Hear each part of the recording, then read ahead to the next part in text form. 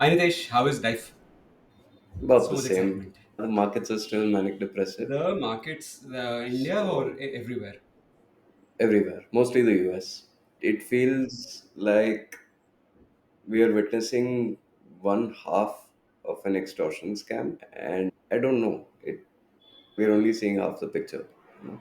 But the half that I can see at least jumps out to me. Every time I hear scam, I think crypto. Every time I hear extortion, no, what would you be talking about? Just the fact that the US markets are currently beholden and have been for almost 2 months now to one guy, regardless of how you feel about the guy. That's too much power for one guy to have. Fair enough. Unfortunately, I think all three of my stories either directly involve Trump or at least colored by him. So this is as cheery as you will find me today.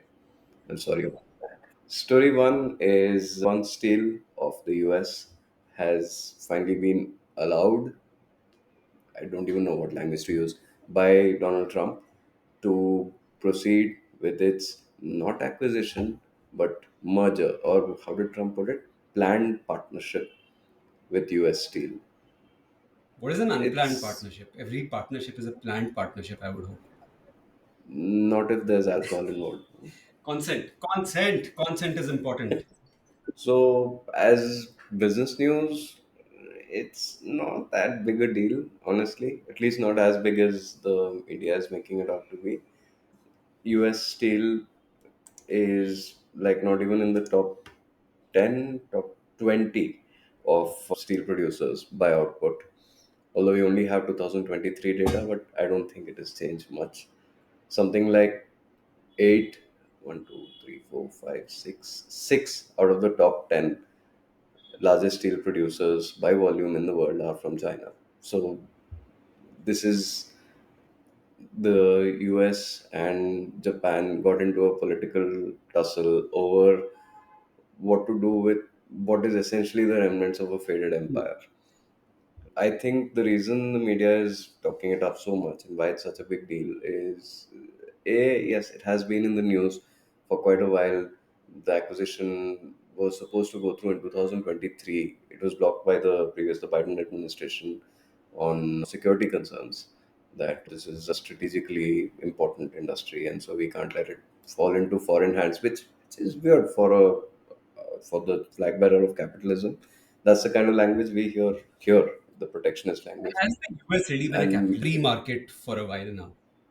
it was in the Of beginning. like, are you saying 1776, 77, or like beginning? No, the But early 1900s, which incidentally is when US Steel was formed, and probably why I think media is taking it as such a big story. It's like a US institution. A brief history of US Steel, if I can bore you with that. A lot of names you will recognize, at least. US Steel Wikipedia pages, like a must few be huge. Must pages, be huge. lots of sections. Yeah. US Steel was formed in 1901 by JP Morgan, who merged Carnegie Steel, Federal Steel, and National Steel for $492 million, roughly equivalent to about 18 billion today. Andrew Carnegie was the founder of Carnegie Steel, a name you probably recognize for the subsequent philanthropy or for being one of the robber barons with JP Did you Morgan, say along philanthropy? with Dr. Philanthropy. That's an odd choice. Yeah, that's what all these guys got up to after they were done taking a sledgehammer to the competition. So even JD Rockefeller was involved because he owned the rights to the iron deposits. So he somehow was also involved in the creation of US Steel, which gave an exit to Andrew Carnegie. And like when you think of frontier US capitalism, when you think of railroads and turn of the century, a superpower actually coming into existence, which was then conclusively established after the Second World War. But then the momentum started here. US Steel made the steel that formed the backbone of the US economy. All the parts that were rapidly industrialized then, which are called the Hmm. Rust Belt now, US Steel was like the most visual and the most spectacular component of that boom era at the start of the century, at the turn of the century. Okay. And it hasn't been an important US company or an institution for decades now. It's fallen out of relevance. Every few years, some tech journalist would suggest that Elon Musk should buy it because the stock ticker of US Steel is X, Oh and God, tech Musk media! has I just tell rid you, of. tech media. Yeah, but apart from that, it's although it was one of the original components of the Dow index of the S&P 500, it's no longer on either of those. Like I said, it doesn't even rank in like the top 20 of steel producers in the world. And yet, for all the history that it has, for not just like the early history, even down the line, you could look at the Wikipedia page of US Steel, read it, and see the actual narrative of US industrial decline play out. All the problems that happened, unionization, the problems of lockouts, of finally accepting that unions are here to stay, the benefits program of the unions overpowering the finances of the company itself, the 80s when Kalekan tried to do a hostile takeover, How many 80s hostile during takeovers the has junk that man bond. attempted? Many. That's like his signature move, no? Like every Hmm. wrestler has one. That was his thing. And late 1980s, everyone was doing it, no? Because of junk bonds Or and hostile hostile takeover, or takeover. you could call it an unplanned partnership. Nice. Yeah. Precisely. It's the end of the line for a major US institution. And that's why it's being splashed about in the media so much, even though from a Yeah. business point of view, they did some cool stuff, but it's been decades since they did anything significant. At least the last 50 years has just been basically financial engineering. The last 50 years has That's all been they've been. financial engineering, could just describe the US. Yeah. So again, even in that, US Steel serves as like the perfect Hmm? representation of everything that was right with the US and everything that has rotten from the core. Seriously, just read the Wikipedia page. You're like, where did you start? What amazing things were you doing then? And how do you slide into let's buy an oil company? And they developed real estate. They did condos in Florida at one point of time. The usual conglomerate stuff, So right? all You get bored of one market, you start buying they everything you weren't can even a because. conglomerate. It was just our core premise Hmm. doesn't work anymore, but we still have all these workers on our payroll who we And all can't these fire, political we connections. can't shut down. Oh yeah, yeah. This the reason apparently the deal has been allowed to go through now is just as political as the reason it was blocked earlier. This is an important swing state, apparently, where US Steel is headquartered, and a lot of their plants are in the south, which, if you do a little digging, is for very racist reasons. They employed slave labor, apparently. Yeah, it's all there. It is a Google perfect Wikipedia page. parallel for the US. It's a metaphor. That's the reason I picked it. So amazing that something like this was created. It was created as an act of financial engineering. That's what aggravates me so much. Not all financial engineering is bad. JP Morgan willed it into existence. He was not a steel maker. He bought three massive enterprises, took a huge risk, brought them together, and said, no, this will work. And through sheer will, as well as having a correct insight that there was something to this structure, he executed the deal so well that it survived trust busting. We spoke about Standard Oil and Big Tobacco being broken up around this time. There were antitrust allegations against US Steel, but they emerged intact. They weren't broken up. They did great work. They made the steel that built the railroads that made America great. Actually made it great once.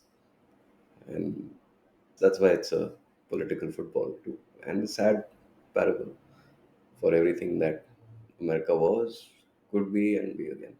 I maybe I'm biased. I tend to be kind to institution builders, although I'm sure none of them can be only good. Many of them might not even be net positives to society, but it it is a feat to build something like that and have it survive, not just you. I mean, not just have it outlast you, but be around for a century after you're gone. Yeah. That's pretty cool. For all the shit they put in, that is And cool. you're saying your second story is going to be just as depressing. About another U.S. institution in crisis. Yeah, but we'll get to that. Both my stories today are about AI. Very, very different aspects of AI. One is about shiny new products. I'm super excited for your first one. Why? Seriously, So the story, it's cool. It's weird. two things called I/O happened this week. One is Google I/O, which is their annual conference where they announce new products. Second is a little company named I/O, which is a company started by Jony Ive, the legendary Apple design head, who did a lot of work with Steve Jobs for many, many, many, many years, responsible for the look and feel of many of their early hardware products, including the iPhone. And he basically left Apple in around 21, 22. Now he's announced a partnership with, I don't know what he's announced. I will get into that. With Sam Altman. So OpenAI has been struggling with hardware, with products, right? It's seen as a deep tech company and struggling with the products because, like we've discussed this before, so many different models, they don't know where they're going product wise. So they've tied up with Jony Ive in some way Hmm. and launched a company called IO, which will automatically be bought over by OpenAI for $6 billion in OpenAI stock to design hardware, which will apparently go into production in mid 27. So at least 2 years from now. And Hmm. Johnny I will not be working for this company full time. He will still he's designing a new Ferrari. Anyhow. So yeah, Sam Altman and Johnny Ive released a video, a nice pally 10-minute video announcing a product. And here's why I'm very bleh about this really funny story because, oh, by the way, the tech media, as usual, has gone crazy about this, as they always do, right? We have called, who's that guy? Ezra Klein, an AI Chomu before. I don't know if Chomu is like a slur of some sort or if it's a perfectly legit word. It just means incredibly gullible about everything. We will believe it.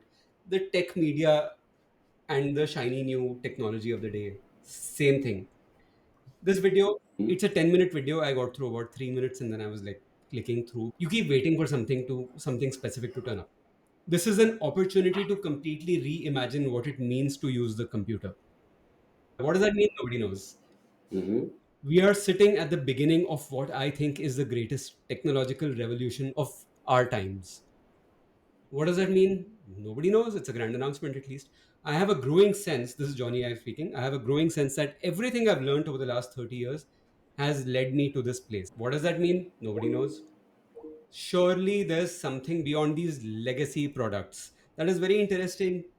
Johnny Ive talking about smartphones, the things he helped build for so many years as legacy products. I'm sure that Hmm. will really help when they're trying to get inroads with Apple for their product to get access. They released this video 2 days ago. On Twitter, it has 14 million views, 18,000 likes, some 4,500 retweets, and just 1,000 odd comments. So basically, it's already gone into nothingness outside of the tech media. And the most popular comment is on Twitter is, Grok, can you summarize this? Ain't nobody watching 10 minutes. It's very fitting, right? Even I was like, after 3 minutes, please, can we get to the point? Is there a point? Is there a point? There was, I don't know. I couldn't get through the 10 minutes. I'm so sorry. Imagine Steve Jobs coming out on stage and saying one more thing. We are sitting at the beginning of what I think is the greatest technological revolution of our times. And we will release a product in 2.5 years, and it will be a new form of computing. What is even going on? This is like shiny new Tesla announcement about robo taxis and FSD and whatnot. We need the company to survive, so please, here's a grand announcement. Could you make anything of what they will sell? Unless it's a humane AI pin plus plus. That was going to be my question to you. What shape do you think this hardware will take if it ever sees light It of day? That was going to be my second question to you. My first question was going to be, how do you think this makes Apple look? Imagine their guy, Yeah. Jony Ive was their guy, right? He decided to finally take the AI plunge, and who needed some nice AI shine on them right now? Apple, right? And it was what, $6 billion. That's there's more than that in Apple's But so honestly, far Johnny Ive history. is more of a hardware guy, in my head at least. He is more of a look, here are the Yes, but products we need. Here's the product build, and we work around whatever correct, hardware we can get and build a thing that right? works well, that ties it all together. Right. Apple has hardware. Mm-hmm. They've been, but actually also, Yes, sorry, I want to but add one thing to that. Johnny Ive had his best working years when he was with Steve Jobs. After that, yeah. what's the real hardware innovation, crazy hardware innovation that they've done? Apple Watch, sure, okay, but post Steve Jobs, what's the real Mm-hmm. revolutionary hardware or software product that Apple has launched? Nothing. They haven't released any new form Yeah, factor after that. Vision Pro, the The grand success that Vision Pro. which we know how that went. Yeah, the Apple Watch Ultra, which was just the Apple Watch maxed out. That's the only outright new Yeah, form factor that I can think of, which wasn't just an evolution of the product it was based on. No, but my point is from a strategic image management, because we have discussed it. Apple has an AI image problem right now. Whether I'm just talking about optics, not the product itself. This would have helped, and the fact that they didn't think to do this, and Sam Altman this did, is just further proof of how far behind they are in the game, in the AI game, yes, but also in the perception yeah, game. fair. Yeah, all right, I get it. You sentiment is maybe flagging a little bit. People are just starting to ask, is the AI story done? Are we done with the beginning of the first chapter? Where are we? This kind of brings the narrative back into Ottoman's hands, right? Because now, at the very least, all the other models and the companies backing them will have to ask, where do we stand on this? Are we doing hardware? Should we respond to this? Should we have a hardware program? Do we already have one? Do we need a rockstar designer or whatever? It added a But dimension who to are these the AI companies? Google, conversation. Amazon, Facebook. That's it, right? Yeah, That's about it. yeah, There's nobody else in the. yeah. Okay, they're probably already thinking about all these questions at various stages. But not in the public sphere. So this Not is in the also, I public don't sphere. count this as public sphere because there is no product. Here's what we know: it's a Yes, wearable that they but don't want to call a wearable, or rather, it is something that you will wear, mm-hmm, but they don't want to call it a wearable. That is one. It will not have a screen. right. It will have ambient Mm-hmm, sensors to engage with your environment. yeah, It's a humane pin plus plus. yeah. Sounds remarkably like a Yeah, human and pin. the question comes back Oh, to, do we need this third device? Right. hmm. And the fact that we are speculating about this particular device 2.5 years before something will come out. Mm-hmm. Just, it's, Yeah, yeah. I get that. I get that. So again, back to my first question: what form factor would you like this to take? Let's hmm, accept that it's happening, or let's give them the benefit of the doubt and say yes, a product will emerge. What form factor do you AirPods. think would work? AirPods. A lapel pin? Yeah, exactly. It would either be something optical They've or also said it's not color, right? glasses.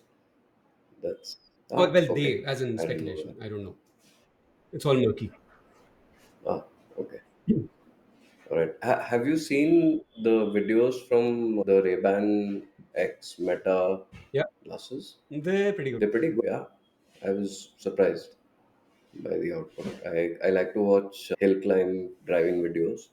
So you get like the driver's POV, and especially in a hill climb because you're looking around corners. So it's really cool to see which way they're actually looking, or at least which way they're facing. And I was surprised by how crisp the output was on those. But anyways, you were saying. Yeah, AirPods, earbuds, whatever you call all these thingies we put in our ears. I already have a smartphone in my pocket. Hmm. I already have one expensive device, right? That has a bunch of sensors. Sure, it doesn't have an always on Hmm. camera interacting with my environment.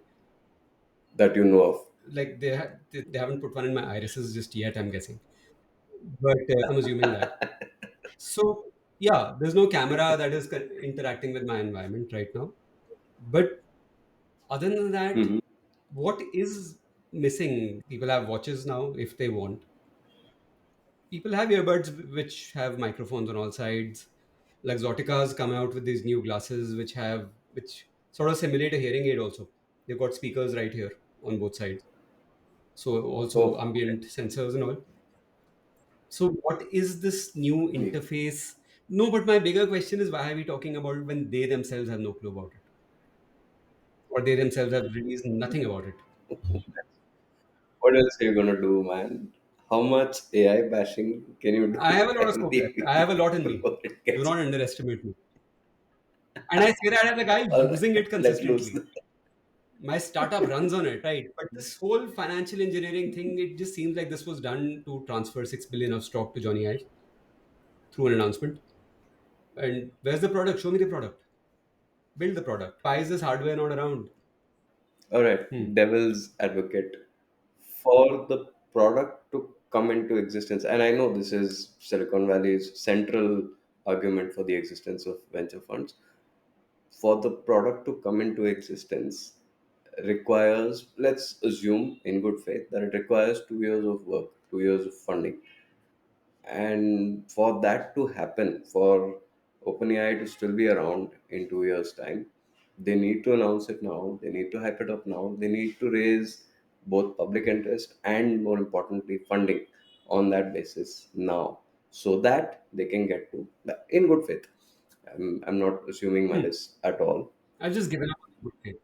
How else are you going to do this? How else are you going to do this? Apple was able to make the iPhone because it was already a public company and it had other profitable products already. And as revolutionary as it was in hindsight, like Steve Jobs' famous presentation said, it was the bringing together of many products and functionalities that Apple was Hmm. already servicing. So I would argue the iPod was a much bigger leap for Apple as a company than the iPhone was. And even then, to fund that development, they had their software and their Macs that they were selling already. So if you're not Apple, how else do you will something like this into being? So this is a How else are software you going to company, do right? OpenAI. Very clearly. No hardware chops at all. it? Trying to now get Mm-hmm. into hardware. When they're on the verge Yes. of going bankrupt on the software side, then maybe don't. Yes. No. Why Then not? yeah, fair. That's why I'm jaded. I've seen too much of this. Yeah, dude, it is financial engineering. It is hype. It is PR. We would not be discussing this if this were not Jony Ive. If it were just Sam Yeah. Altman Agreed. announcing, look, we're coming out with new Agreed. hardware in 2027, it's just another shiny announcement, right? Yeah. It would be Yeah, like last a year's footnote. announcements Yeah. also from Sam Altman. Mhm. There are so many announcements that just come and go. Sora came and went. Maybe I'm sure it's getting better. Yeah. Maybe it is. It just came and went, and we are using it. But I'll come to that. Like Mhm. B2B enterprise applications versus B2C hype. This is device hype that they're generating because they want B2C money. B2C eyeballs, B2C venture funding. Versus Right. the ChatGPT Right. I'm using Plus now for a few months, for more than a year, in fact. Happily paying $20 for it. Mm-hmm. Okay, it's just a cloud subscription, right? It's B2B SaaS. But they want the shiny Right. B2C eyeballs. That's sexy. That gets them even more money. Yeah. So yeah, that's why I'm jaded. I would like to see these things now. I'm not saying it won't happen. Obviously, I can never say that, right? Nobody can ever say that. It's just, yeah, enough. Show us something. This is otherwise FSD and Robotaxi all over again. And even worse, because Robotaxi has been around for now, announcements for 10 years, right? So has FSD. Mm. So do we wait 10 years for this? Yeah. True. So I have gotten to that state of being just very jaded with all these announcements till we actually get to see it. All right. Fair. Let's approach this Hmm. from another angle then. How fucking smart is Johnny Ive? The more you uncover about the terms Hmm. of this deal, it's no lose for him. Yeah, he's just trading on his brand name. Sam Altman needs his name right now. Okay. Brilliant. Sam Altman desperately Yeah. needed the name of Johnny Brilliant. Ive right now. Yeah, fair enough. Good for Johnny Ive. He's basically cashed out his brand name for $6 billion, which is great. Cashed out, not as in sold out types, right? This is all Silicon Valley. Mm-hmm. Monetized, monetized. Monetized. No negative connotations here at all. Yeah. Like he's monetized his brand that Sam Altman Yeah. Yeah. absolutely needed Of to course. give Yeah. him the hardware credibility. Look, we are Hmm. working on hardware. That is the future of my company, hardware plus software. It'll enable me to sell subscriptions, right? Blah, blah, blah. So, yeah, great. And see, there have been rumors of this collaboration, and it's been fairly public also for a while. These guys met 2 years ago. The Hmm. Humane AI pin then had a shorter prototyping cycle than this.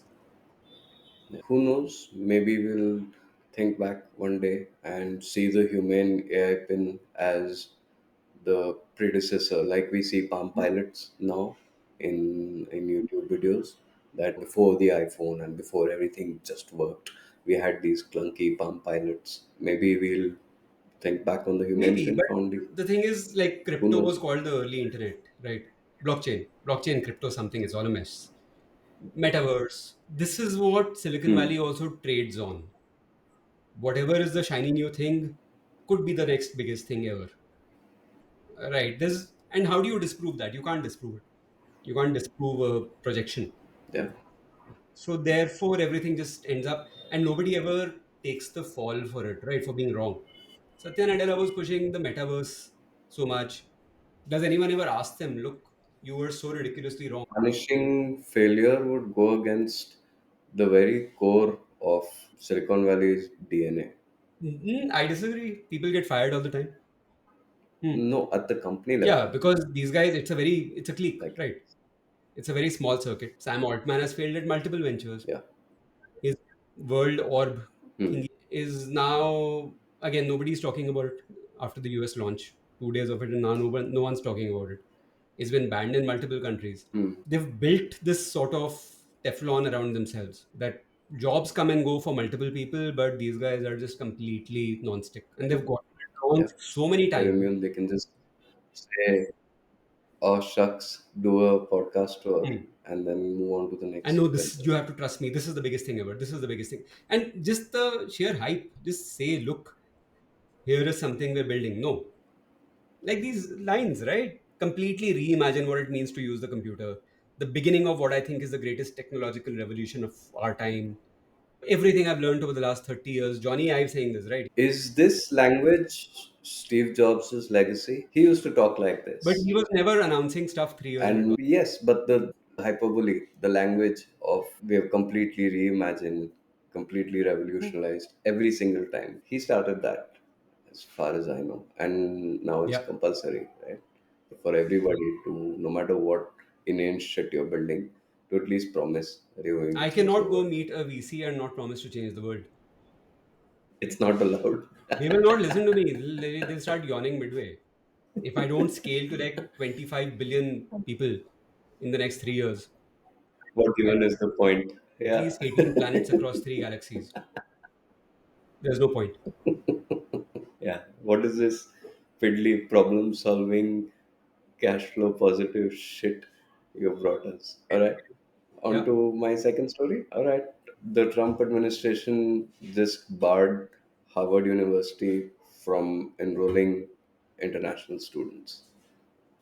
I've been trying to understand how we got here. There's still fog of war around it, but apparently there were protests on the Harvard campus, anti-Israel protests after Israel retaliated to the Hamas attack by invading Palestine or whatever. There were protests against Israel on the Harvard campus, and which was interpreted as being anti-Semitic by, I might be wrong, but I think the first person to fling that accusation, the first significant person that I could find, was Bill Ackman, who was already feuding with Howard, which is his alumnus, by the way, for being too woke even before Trump got elected, for embracing diversity a little too hard. And apparently, Howard had called out his wife for plagiarism. She's a scientist, I think. Something happened there, and Acton has been on the inside track in the Trump administration. But yeah, so Trump said no, your Howard is being anti-Semitic, and so we are going to first pull funding. Apparently, apart from Howard's massive endowment, they were getting some government support every year. They pulled that, and it was like 0.5% of the size of the endowment. Largely symbolic, but in absolute terms, a huge sum of money. And that was step one. Howard retaliated by saying, "We'll take you to court." And so the latest salvo is that international students are By the way, they no managed to longer get a allowed. temporary And not injunction just, last night. So we're recording on Saturday 24th. yes, I'm Hmm. sure Howard has Lawyers. some access to some top-notch lawyers, I'm sure. But the fact is that if the intent is there, then the administration can find 100 ways to implement this. Just don't grant Yeah. visas on a case-by-case basis. That's not illegal. So Howard can enroll international students, but they are not going to get the visas to actually come and Yeah. study. So you're still following the injunction, and you can still implement this. And like, what the fuck, man? Okay, I get that you get elected on the plank of there are bad immigrants and they're coming here and they're bringing their spicy food and their crime to our country and we don't want them. I get that, but as self defeating as it is, your rhetoric largely keeps it to blue collar immigrants, right? You, at least in early years or around the time of the first Trump campaign, they were careful to distinguish that there are good immigrants. Hmm. And as there was a dog whistle, but you interpreted it to take folks like Indians, people who are white collar, who come in here, who are becoming doctors and saving lives and generally contributing to the economy. This strikes at the heart of that. The US university, the Ivy Leagues especially, is like a hallowed track for bringing immigrants who will Hmm. most likely settle here or at least stay for a few years and almost certainly be a net Hmm. positive to your economy.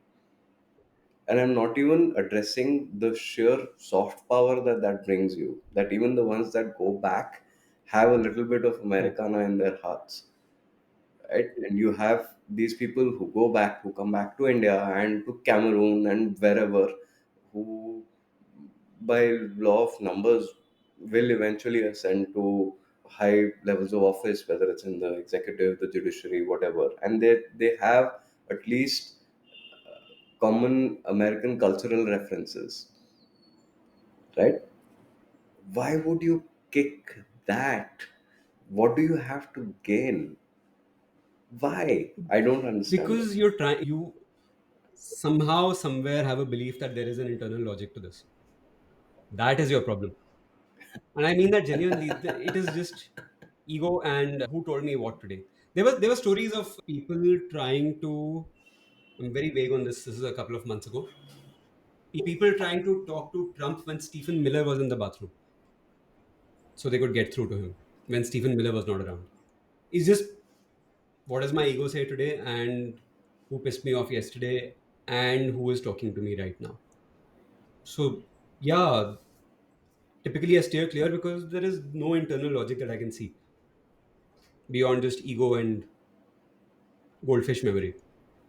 Yeah, but if you say we want to move manufacturing jobs back to the US, as illogical as that argument is, it strikes at, like, it has a premise at least, right? That we're going to go back to the glory days of the 1950s and the 60s. There's there isn't even an ostensible positive here. Not even something that you can hold out and say, look, these guys, like, what is it? Is it just let's cut them down to size? No, Is so that it? yes, I absolutely believe that that is mostly it. But also, and venturing into territories where I have no expertise, which is actually everything. Even the UK, like it's the immigration debate, right? Eventually, it comes back to bite Hmm. you where it will hurt you the most, which is like even in the UK, college admissions are falling. Net foreign students coming in is falling because you can only criticize foreigners for so Mm-hmm. long before they start taking you seriously. And the politicians just get engulfed in that debate because the good immigrant and bad immigrant, look how the right wing in the US reacted when Musk and Trump were saying that H1Bs are a good thing and we don't actually want to cut them. So that's their Right. base. They don't want to piss off the base. So then, Hmm. and eventually, if you say it long enough, you'll internalize it that, look, all immigration is bad. So yeah, and the foreign students is where most of the money comes in. So it is also, yes, let's hit them where it hurts. Exactly. Okay. All right. All that's going to do is increase the tuition for Yeah. US students. Yeah, but Like, the man has already told Walmart that they should not raise prices, right? He can even sign an executive order saying Harvard cannot raise prices. He can do whatever he wants. okay, but all right, that aside, I think we were too far into politics. Would this would Harvard's loss be a gain for European universities? Like, mm, a large chunk of these international Hmm. students are from India and China, right? So where do you think this It's traffic interesting. might I head? would have assumed that enough foreign countries would have started offering visas. Look, whoever is now not considering the US or even academics from the US who've been fired by the Trump government, come over. Hasn't happened yet, really. But soft power wise, there are multiple countries you can think of that are destroying whatever soft power they had. The US is absolutely one, UK is another. But so China, in the meanwhile, BYD is selling like crazy. BYD's sales are up Uh, 140%. BYD yeah. is overtaking Tesla in, So in EU. That does say a lot about soft power. China's on the up.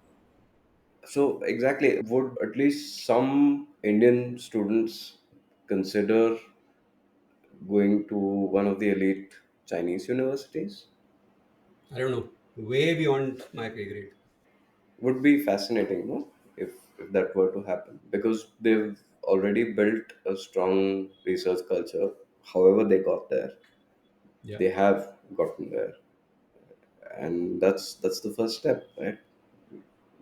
Build R&D. You have a strong funnel of PhD students who come in and do the Yeah. actual core research, and then some of that output makes its way into new tech breakthroughs, and then that percolates to industry. And this is like a 20 to 50-year cycle. But are we at the beginning of a new one? That would be really cool to China see. having a net inflow of foreign students. India or not, like just foreign students.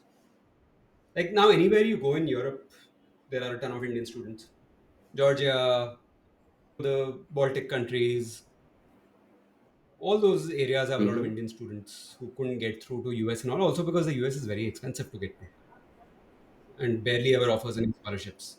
So Right. absolutely, is the US kicking itself in the or kicking itself in the arse, kicking itself in the foot? No, you can't kick yourself in the foot. Anyhow, is the US kicking itself on its own backside, You have a gun shooting metaphor itself right in the there, foot? Thank shooting you. itself in the foot. And the US, well, gun metaphors make more sense anyhow in the US. So absolutely, yeah, because the people who go to the US are the absolutely very wealthy, spending crores.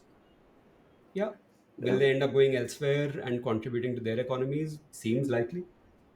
Because these things might take a very quick whatever to set into motion. They can take ages to reverse. So that would be the second half of my puzzlement, that if even half of the students who were going to Harvard and Yale from India, let's say, because that's something we're familiar with, had the intent of, if not settling outright in the US, at least becoming global citizens with that Harvard stamp, right? What happens now? Like, even if China were to offer an equivalent world class education and a degree, would that lead to people Yeah, settling down absolutely. in China? Why not? Like, absolutely, why not? Give me a negative. Yeah, I don't mean to imply that there's anything No, bad not about just it, anything but bad. Not even a net negative. I can't think of any negatives. Like, why not? Because there is a huge supply demand gap in India. I'm true that there is, because it would need like careers downstream.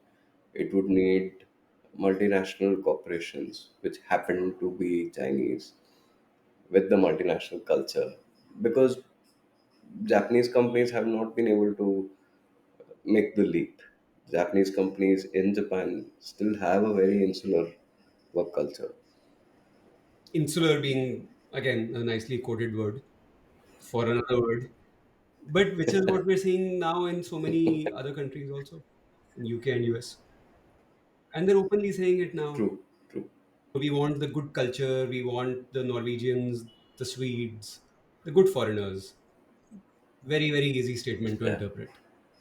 In the middle of a crazy crisis where populations are falling in the West, and people there are openly saying, look, we have a population crisis, but no immigration.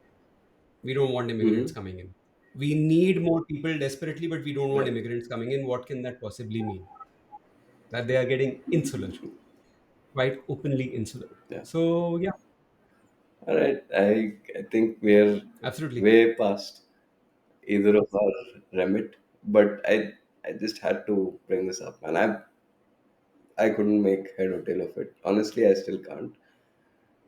But okay, let's see how it goes. What's your Back to story AI. too? It's this time I'm going to talk with a specific focus about B2B AI and B2C AI. There's so much happening in the B2B side where, like I was saying earlier, there is definitely a clear use case, right? We use AI in a ton of places in our company. Outside of my company, do I use it at all? Hmm. No, like zero. Again, if I'm counting Topaz Photo AI, Lightroom AI, all that stuff, which has a mix of even older style machine learning built in and clubbed in with this language of AI. Sure. But Hmm. B2C apps for AI have not picked up. And again, the examples we look at. So Google I/O happened this week. They launched VO version 3, which is now just text to video. It looks fantastic. It looks very hyperreal. It looks, again, it has that certain Hmm. AI look to it. But that's very handy in some cases, right? If you want, like, for my use case, if you want to replace stock footage, Indian stock is very hard to find, Hmm. ridiculously hard to find. If we can just generate something, right? But that's a business use case. So yeah, so we use AI for Hmm. storyboarding. For see again, if it's a mega creative project, then sure you will use it for some applications, like you use it for help in creating mock-ups for video and all. But overall, it's a guy's creative vision, right? I still say nobody's going to go to a theater and see an AI generated movie ever versus a Martin Scorsese movie, let's say, right? There is that artist behind it that you want to see. Now, all this application, immediately everyone's brain also goes to like VO3. Immediately everyone's like performance marketing videos. And yeah, sure, absolutely. A lot of performance marketing videos will be made by AI. I use AI for help in content writing.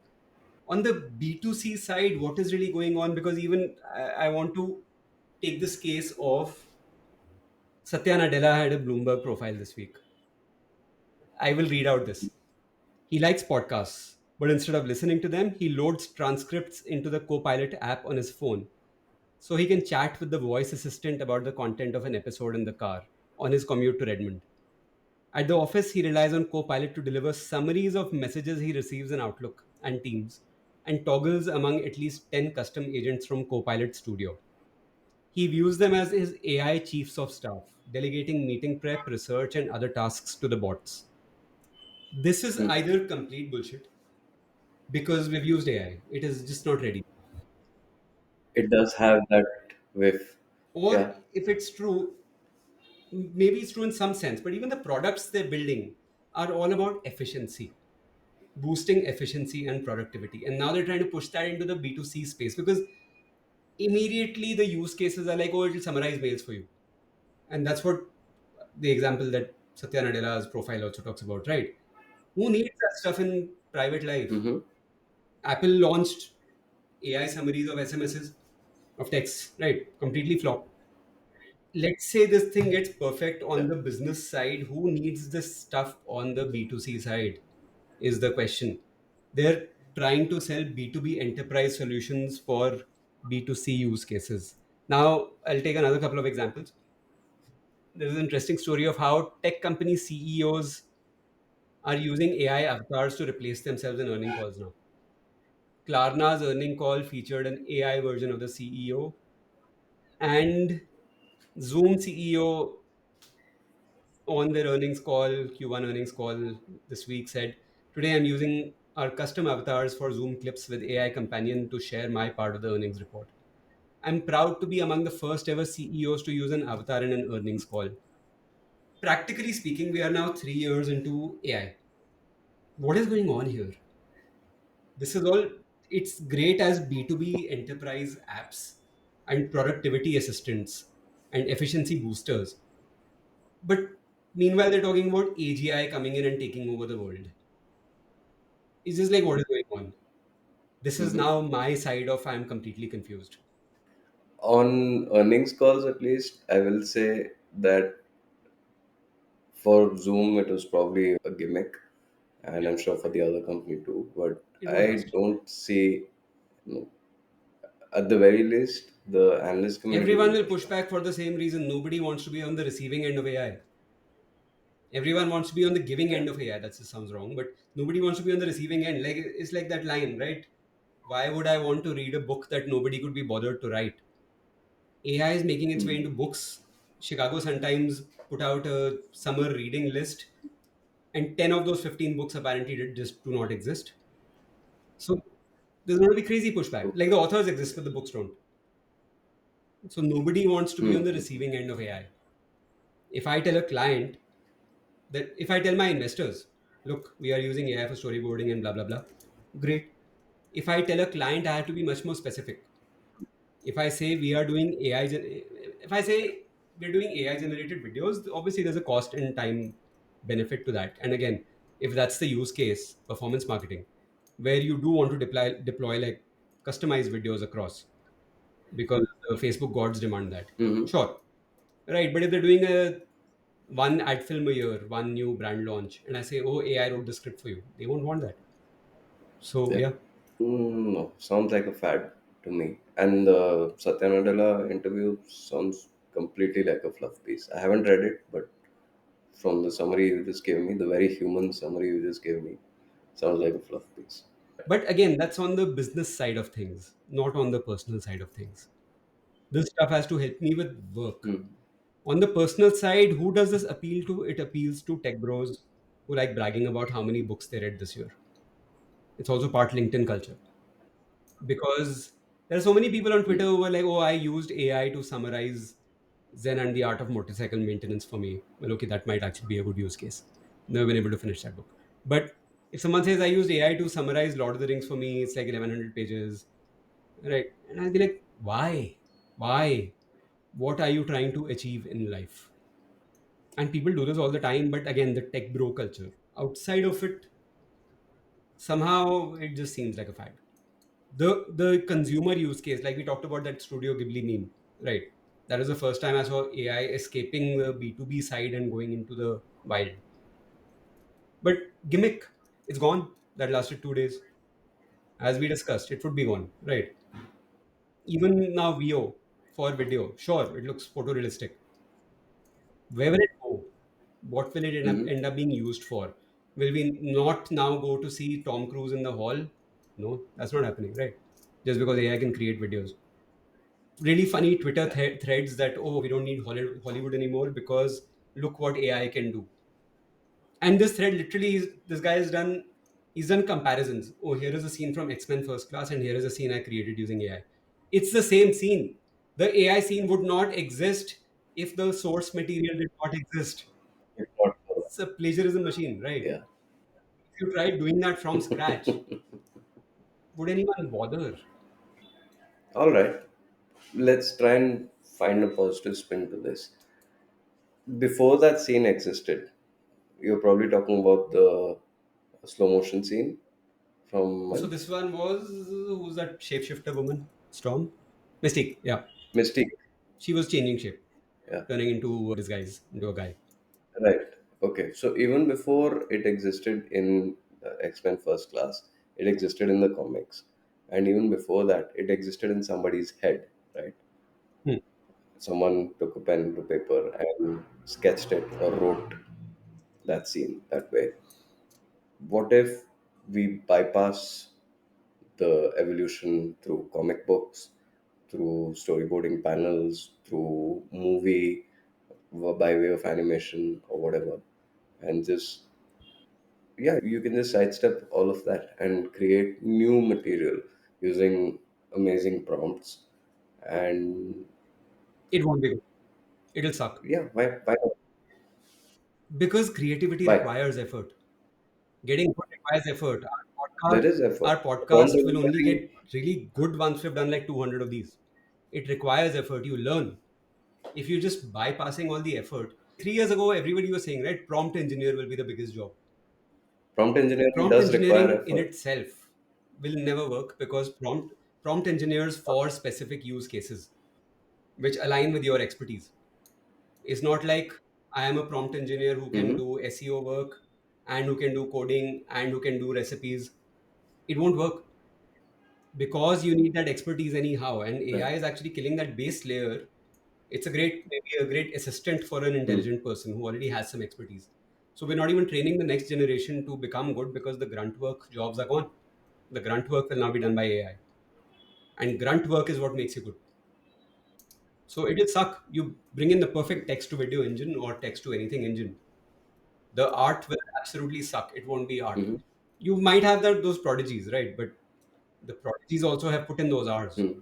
whether it's the oversimplified 10,000 hours from Malcolm Gladwell or whatever it is. But art requires grunt work. You remove the grunt work, you won't end up with art. Powerful argument. Not to find any objection from me. I inherently believe that. But okay, all right. We can. I see your point. Yeah, yeah. That's my story too, summarizing emails with Copilot. I looked really hard, and this was really me scraping the bottom of the barrel to find some quasi good news, at least for my third and final story. And so, while it might feel light in substance, there's a solid reason behind it. Because of the UK trade deal, the UK India trade deal specifically, and the uncertainty around tariffs, reciprocal tariffs, India historically has had very high import duties for cars, right? Like Hmm. 100% plus. And right now that is under scrutiny. And at least the UK trade deal, UK India trade deal, which has been signed, is definitively going to bring down those tariffs from 100% or 110% to 10%. It's going to happen. right? The specifics, the fine print, we don't know yet, and it'll take some time for it to actually be seen on showroom floors or in the price lists. But the immediate effect that this has had is that anybody who was considering a purchase in the near future has just paused and said, okay, let's see what happens now, because nobody wants to buy a car today and have it be like 20 lakhs cheaper or 50 lakhs cheaper in a month's time, right? That hurts. So the top end of the import market has crashed, is what you're saying? Or even the Indian market will crash because people are Yes, assuming international cars will get cheaper. yes, anyone with a budget above say 50 or 60 lakhs is just saying let's wait and see where this goes. And for most of them, a car is not a Hmm. pressing need. It's usually an upgrade or a third or fourth car in the household anyways, so they have the luxury of deferring that purchase, and many of them are doing it. So there's an actual slowdown in the top end of the luxury car market in India just because of tariffs. And the problem is these guys have expenses, right? They're running showrooms, they have employees that they need to pay every month. And sure, in a few months, either ways, the dust will settle and either prices come down Hmm. and sales go through the roof because a whole new set of people can now afford their cars, or they say no, no, no, this doesn't apply to us and the taxes are the same as they ever were and cars are expensive, and they go back to all this pent up demand is going to all of a sudden say, okay, fine, I'm not going to get a better deal, let me just buy the car now. But what do you do until then? Mini Cooper India has given, I think, a first of its kind, at least the first that I can remember, a price protection that if you buy a car today, for the next 6 months, if the price drops because of whatever, we will Wow. reimburse you the difference. That's an interesting one.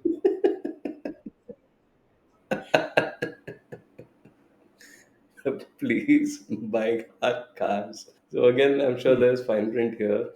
They'll probably only reimburse the difference in the ex-showroom price, which does not consider the ridiculous road tax that exists, at least here in Karnataka and in many other states, because nobody's going to reimburse that. And it's like 20-25% of the cost of the car. Wait, road So tax is not 25% of the cost of the car in, now? Oh, God. yeah. I haven't bought a new car in ever. So, Oh, when you see that invoice, it burns. Like for a 14 lakh rupee car, the pre GST price is 6.5 lakhs.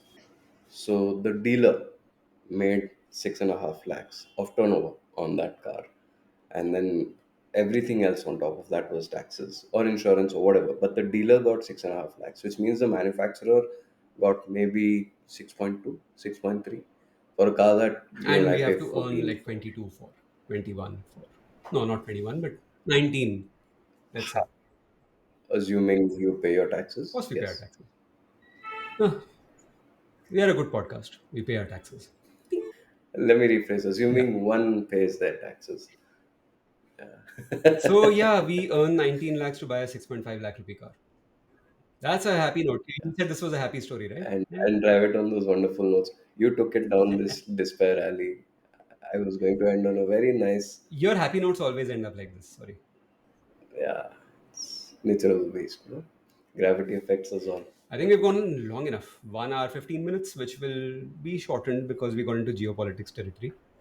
Yeah, An hour. so an hour Yes. sounds Yes. good to me. See you guys Yeah, next week. See you, Ritesh. right. Bye bye. See you, man.